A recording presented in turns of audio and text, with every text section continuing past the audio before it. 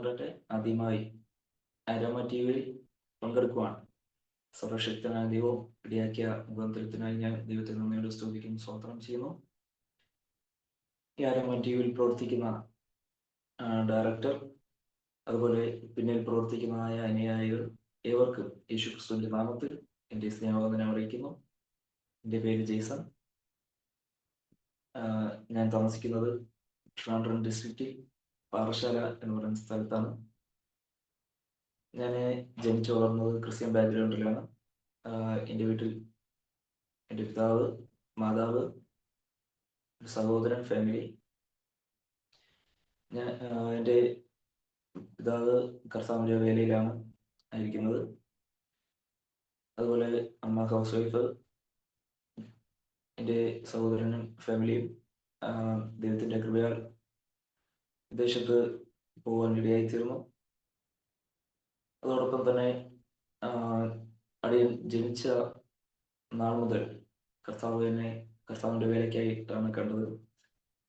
എൻ്റെ സാക്ഷി എന്ന് പറഞ്ഞു കഴിഞ്ഞാൽ, ഞാൻ ഒത്തിരി കഷ്ടതയിൽ കൂടിയാണ് ജനിച്ചത്. എന്ന് പറഞ്ഞാൽ ജനിച്ചപ്പോൾ തന്നെ ശ്വാസമുട്ടിൻ്റെ ശ്വാസങ്ങൾ ഭാരപ്പെട്ടു. ഹോസ്പിറ്റലിൽ പോകുമ്പോൾ യാതൊരു പ്രശ്നവുമില്ല. വീട്ടിൽ വരുമ്പോൾ വീണ്ടും അസ്വസ്ഥത കൂടി.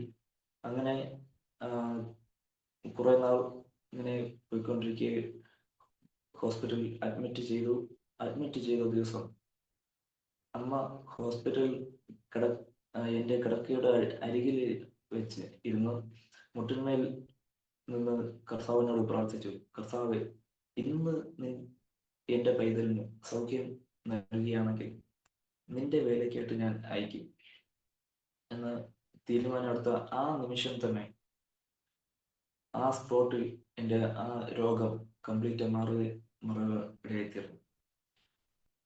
അതിനുശേഷം ഞാൻ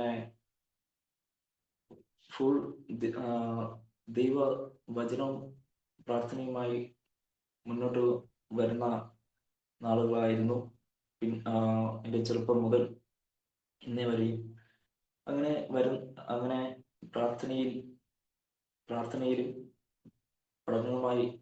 പഠനത്തെക്കാൾ അധികം ദൈവനാമത്തോടാണ് പ്രാധാന്യം കൊടുത്തു വന്നത്.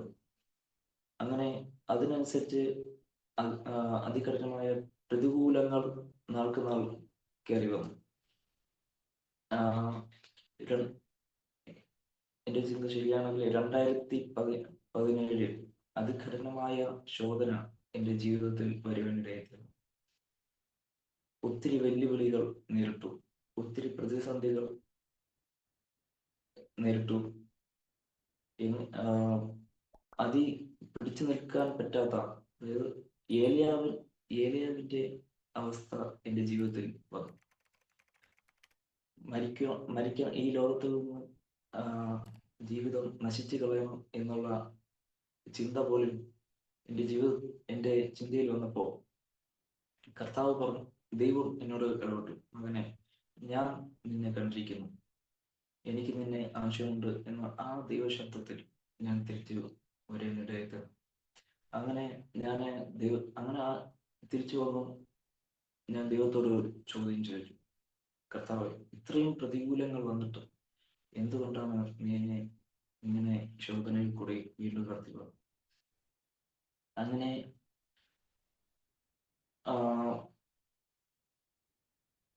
2023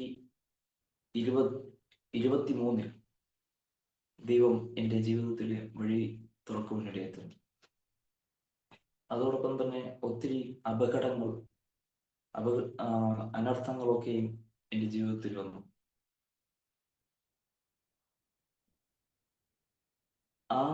ആ വേളകളിൽ ദൈവത്തിന്റെ കരം എന്നെ താങ്ങുവാനിടയായിത്തീർന്നു. ഒരു ഭാഗത്ത് പ്രതികൂല ബന്ധുക്കൾ, ചാർച്ചക്കാരിൽ കൂടെയുള്ള പ്രതികൂലം, അതുപോലെ മറ്റു ഭാഗത്ത് അപകടങ്ങളും അനർത്ഥങ്ങളും ഇതുപോലെ ജീവിതത്തിൽ കടന്നു വന്നപ്പോൾ എന്ത് ചെയ്യണമെന്ന് അറിയാത്ത ആ ഒരു അവസ്ഥയിലായിരുന്നു.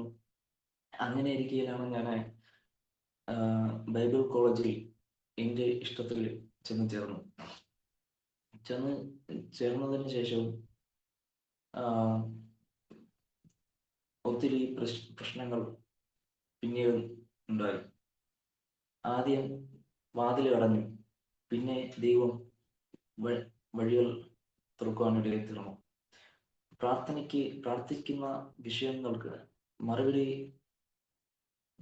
തന്നുകൊണ്ടിരുന്ന ദൈവം പിന്നത്തേതിൽ യോബിനെ പോലെ കുറെ നാൾ പ്രാർത്ഥനകൾക്ക് മറുപടി തരാതെ ഇരുന്ന നിമിഷങ്ങളുണ്ടായി. അപ്പോൾ ഞാൻ ദൈവത്തെ പോലും തള്ളിക്കളയേണ്ട ആ ഒരു അവസ്ഥ വന്നപ്പോൾ പിന്നെയും ഉള്ളിൽ ഇങ്ങനെ ഒരു ചിന്ത കയറി വന്നു. ഞാൻ നിൽക്കുന്നത്, എൻ്റെ ജീവൻ ഇങ്ങനെ നിൽക്കുന്നത് എങ്ങനെയാണ്? ദൈവത്താൽ അല്ലാതെ ഈ ലോകത്തിൽ ഒരു വ്യക്തിക്ക് ഓക്സിജൻ കൊടുക്കണമെങ്കിൽ കോടിക്കണക്കിന് പൈസ കൊടുക്കണം, മുതൽ മുടക്ക് ഉണ്ട്. പക്ഷേ ഈ ലോകത്തിൽ ജീവിക്കുന്ന ജനനം മുതൽ ഇന്നേ വരെയും ഞാൻ ശ്വസിക്കുന്ന ഈ ശ്വാസത്തിന് ദൈവത്തിന് എത്ര മാത്രം പൈസ കൊടുത്താൽ മതിയാവും എന്നുള്ള ആ ചിന്ത കയറി വന്നപ്പോൾ ഞാൻ പിന്നെ തീരുമാനമെടുക്കുന്നതിനിടയിൽ തീർന്നു. ഇനി കർത്താവിന് വേണ്ടി വേല ചെയ്യാം, കർത്താവ് അയക്കുന്നിടത്തൊക്കെയും പോകണം എന്നുള്ള ആ ഒരു ചിന്ത എൻ്റെ മനസ്സിൽ വന്നു. ആ ഒറ്റ ചിന്ത എൻ്റെ ജീവിതം മാറ്റിമറിക്കുവാനിടയിൽ. പിന്നെ പ്രാർത്ഥനയുടെ ഫലമായി ചേട്ടൻ്റെ മാരേജ് ഒത്തിരി തടസ്സങ്ങൾ ആയിരുന്നു. അതുപോലെ വിദേശത്തേക്കുള്ള യാത്രയും തടസ്സത്തിലായിരുന്നു. എൻ്റെ ഈ തടസ്സങ്ങൾ മാറിയപ്പോഴത്തേക്കും ദൈവം ആ ഒരു വിശാലത ദൈവം തുറക്കുവാനായിട്ടായി തീർന്നു. മാത്രമല്ല, നമുക്കെതിരായി ഞങ്ങൾ ദൈവത്തെ ആരാധിക്കുന്നു എന്നുള്ള ആ ഒറ്റ കാരണത്താൽ ചിലർ നമുക്കെതിരായി ഈ ലോകത്തിൽ നിന്ന് മാറ്റിക്കളയാൻ, അതുപോലെ മനസ്സിനെ തെറ്റിച്ച്, മാനസിക തലം തെറ്റിച്ച് ഈ ദേശത്തിൽ അലഞ്ഞു തിരിയത്തക്ക നിലയിലാക്കി കളയാൻ പോലും ആഭിചാരങ്ങൾ, ക്ഷുദ്രക്രിയകൾ, മന്ത്രവാദങ്ങൾ, നേർച്ച കാഴ്ചകൾ ഇതെല്ലാം ചെയ്യാൻ ഇടയെത്തുന്നു. പക്ഷേ ആ വ്യക്തിക്ക് തന്നെ ദൈവം പ്രതികാരം കൊടുക്കുവാൻ എത്തുന്നു. ഞങ്ങൾ ഒന്നും ചെയ്തില്ല. കാരണം ബൈബിളിൽ പ്രകാരം പറയുന്നുണ്ടല്ലോ, പ്രതികാരം യഹോവയ്ക്കുള്ളതാകുന്നു. അങ്ങനെ ഞങ്ങൾ അവർക്ക് വേണ്ടി, അവരുടെ അനുഗ്രഹത്തിന് വേണ്ടി പ്രാർത്ഥിക്കുമ്പോൾ അവർ നമുക്കെതിരായി എന്തൊക്കെയാണ് ചെയ്യുന്നത് അത് അവർക്ക് തന്നെ തിരിച്ച് കളിക്കുവാൻ തീർന്നു. പക്ഷേ ഒരു കാര്യം എനിക്ക്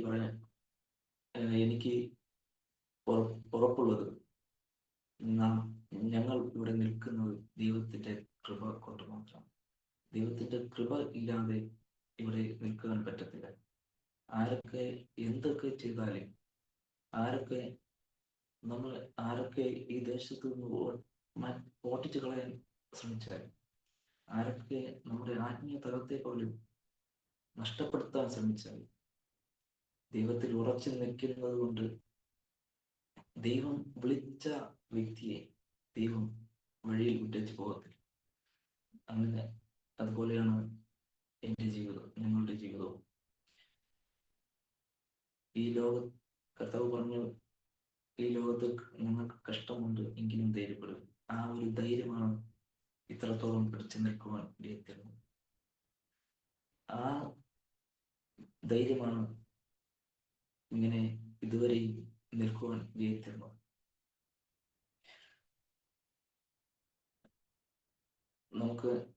ഞങ്ങളെ ഭ്രാന്ത് പഠിപ്പിക്കാൻ ശ്രമിച്ച ആ കുടുംബത്തിന്റെ അകത്ത് തന്നെ ദൈവം ഒരു പ്രതികാരം ചെയ്യുവാനിടയായി. നമുക്കെതിരായി അപകട അപകടത്തിൽ നശിപ്പിച്ചു കളയുവാൻ ശ്രമിച്ച ആ വ്യക്തിക്ക് തന്നെ അപകടങ്ങൾ നേരിട്ടു. ഞാന്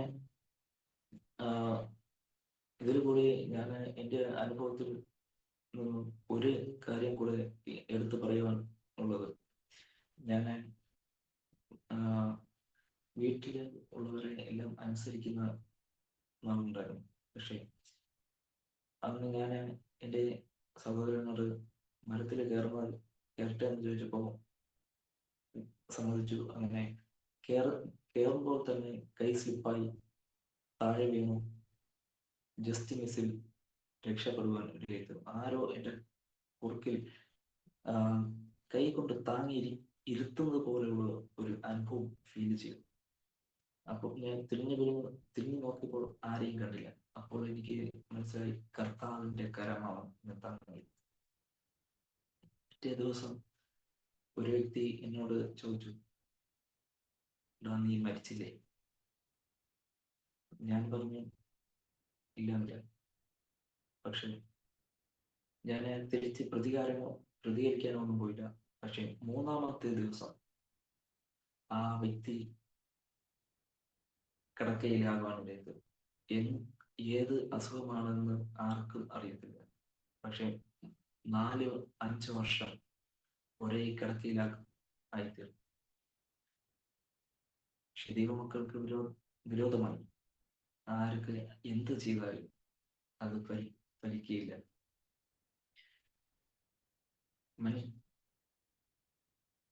ദൈവം വിളിച്ച് വേർതിരിച്ച ഒരു വ്യക്തിക്ക് പ്രശ്നമുണ്ട്, കഷ്ടതയുണ്ട്, പ്രശ്നമുണ്ട്, വേദനയുണ്ട്, ദുഃഖമുണ്ട്. എങ്കിലും അവിടെ പിടിച്ചു നിൽക്കുവാൻ ദൈവം ബലം തരും. അല്ലാതെ നമ്മുടെ കഷ്ടതയിൽ നാം മറുതളിച്ച് വീണു പോയി കഴിഞ്ഞാൽ, നമ്മുടെ ലക്ഷ്യം തെറ്റി ദൈവം ഇല്ലാതെ ദൈവം കൈവിട്ടു കഴിഞ്ഞാൽ മനുഷ്യൻ ഒന്നുമില്ലാതെയായിരിക്കും മാറും. ആകയാൽ നമ്മെ വഴി നടത്തുന്നതെയും വിളിച്ചതെയും വിശ്വസൻ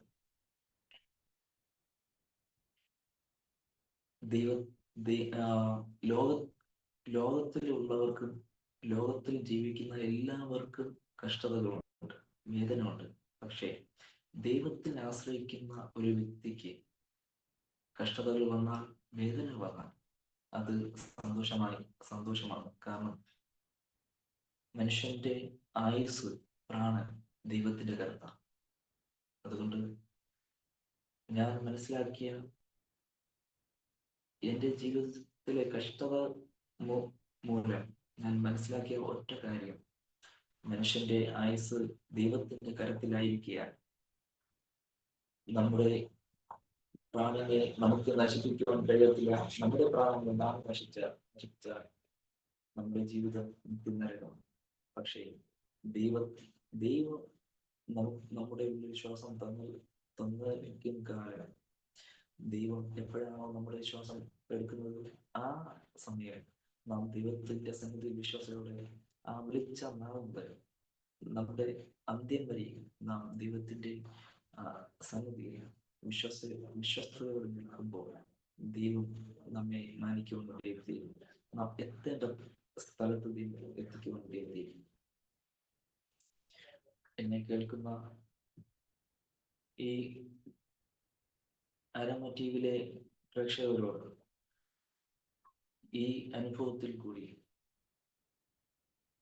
ഞാൻ ഈ നേരിട്ടതായ അനുഭവം ആരൊക്കെ നേരിട്ട് കൊണ്ടിരിക്കുന്നു അവരോട് എനിക്ക് പറയുവാനുള്ള ഒറ്റ കാര്യം, ആര് മന്ത്രവാദം ചെയ്തോട്ടെ, ആഭിചാരം ചെയ്തോട്ടെ, എന്തു തന്നെ ചെയ്തോട്ടെ, പക്ഷെ നാം തിരിച്ച് പ്രതികരിക്കാതെ അവരെ അനുഗ്രഹിച്ച് പ്രാർത്ഥിക്കുമ്പോൾ, സങ്കീർത്തനത്തിൽ പറയുന്നത് പോലെ ദൈവം അവരുടെ തലയിൽ കൂടി തീക്കനൽ കോരിയത്. അങ്ങനെ നാം ദൈവസന്നിധി ഉണ്ടാതിരുന്നു ദൈവം എന്നറിഞ്ഞ് നാം നേരിടുന്നതായ കഷ്ടതകൾ സന്തോഷത്തോടെ അത് സ്വീകരിച്ച് ദൈവം നമ്മെ വിളിച്ച ആ വിളിക്ക് ഒത്ത് ദൈവം നമ്മെ ഈ ലോകത്തിൽ ആക്കിയത്, ജനിപ്പിച്ചത് എന്തിനാണ് എന്നുള്ള ആ ഉറച്ച തീരുമാനത്തോടെ നാം മുമ്പോട്ട് പോയി കഴിഞ്ഞാൽ നമ്മുടെ ജീവിതം ധന്യമായി തീരും. നമ്മുടെ ലക്ഷ്യസ്ഥാനം കരസ്ഥമാക്കുവാൻ ഇടയായിത്തീരും. യേശു തന്നെ പറഞ്ഞു, ഈ ലോകത്ത് നിങ്ങൾക്ക് കഷ്ടമുണ്ട്, എങ്കിലും ധൈര്യപ്പെടുവിൻ, ഞാൻ ലോകത്തെ ജയിച്ചിരിക്കുന്നു. ഈ പ്രതികൂലങ്ങൾ നേരിടുന്ന വേളയിൽ ഞാൻ കോളേജിൽ പഠിച്ചുകൊണ്ടിരിക്കുന്ന സമയത്താണ് 2015-16 ഈ ടൈമിലാണ് അതികഠിനമായ പ്രശ്നങ്ങൾ വന്നത്. ആ പ്രശ്നം എന്ന് പറഞ്ഞാൽ നിസ്സാരമായ ചെറിയ പ്രശ്നത്തിൽ തുടങ്ങി കോളേജിൽ നിന്നും എന്നെ പുറത്താക്കി. കോളേജിലെ സാറ് പറഞ്ഞു, ഞാൻ നിന്നെ കൊല്ലണോ അത് ടെറസിന്റെ മേളിൽ നിന്ന് എടുത്ത് എറിയട്ടെ എന്ന് ചോദിച്ചപ്പോൾ ഞാൻ പറഞ്ഞു, സാറേ നിങ്ങൾ എന്ത് വേണം ചെയ്തോ, പക്ഷെ എന്നെ വിളിച്ച ദൈവം എന്നോട് പോകുന്നുണ്ട്, എന്നെ വിടുവിക്കുന്ന ദൈവം എൻ്റെ കൂടെയുണ്ട്, അതുകൊണ്ട് എനിക്ക് ഒരു പ്രശ്നമില്ല, നിങ്ങൾ എന്ത് വേണം ചെയ്തോ. അങ്ങനെ 3 വർഷം ആ കോളേജ് കണ്ടിന്യൂ ആയി പോയി. പക്ഷെ എനിക്ക് അത് അവിടെ കംപ്ലീറ്റ് ചെയ്യാൻ കഴിഞ്ഞില്ല, കാരണം ചില വിഷയങ്ങൾ കാരണം. എന്നിരുന്നാൽ തന്നെ എനിക്കെതിരായി വെല്ലുവിളിച്ച ആ സാറിനെ ആ കോളേജ് ദൈവം പ്രതികാരം ചെയ്യുവാൻ ഇടയായിത്തീർന്നു. ആ കോളേജിൽ ദൈവം പ്രവർത്തിക്കുവാൻ, ദൈവത്തിന്റെ പ്രവൃത്തി അവരെ വെളിപ്പെടുവാൻ ഇടയായിത്തീർന്നു. പിന്നത്തേതിലാണ് ഞാൻ ഇങ്ങനെ പ്രാർത്ഥിക്കുവാൻ ഇടയായിത്തീർന്നത്. പ്രാർത്ഥിക്കുവാൻ ഇടയായിത്തീർന്നത് എങ്ങനെയെന്ന് ചോദിച്ചാൽ, എന്തിനാണ് കർത്താവെ എന്നെ ഇങ്ങനെയായിട്ട് വേദനിപ്പിക്കുന്നത്, ഞാൻ എന്തിനാണ് ദൈവം എന്നെ ഇങ്ങനെ ഇട്ടേക്കുന്നത്, എന്റെ പ്രാണനെ ഇനി എടുക്കണം എന്ന് പറഞ്ഞ് പ്രാർത്ഥിച്ചു. അങ്ങനെയാണ് ഈ ദൈവത്തിന്റെ ശബ്ദം നേരത്തെ പറഞ്ഞതുപോലെ കേൾക്കുവാൻ കേട്ടതും. പിന്നെ വീട്ടിൽ വന്നപ്പോൾ അതിനേക്കാൾ പ്രശ്നങ്ങൾ കൂടി. ബന്ധുക്കളിൽ നിന്നും ചർച്ചകളിൽ നിന്നൊക്കെയും പ്രശ്നങ്ങൾ വന്നപ്പോഴാണ് ഞാൻ ഈ ഒരു മേഖലയിലേക്ക് എലിയാവ് ചിന്തിച്ചതുപോലെ ചിന്തിക്കുവാൻ ഇടയായിത്തീർന്നത്. പക്ഷെ അതിൽ നിന്ന് ദൈവം ഉദാഹരണം തരുവാൻ ഇടയായിത്തീർന്നു. അങ്ങനെയെങ്കിൽ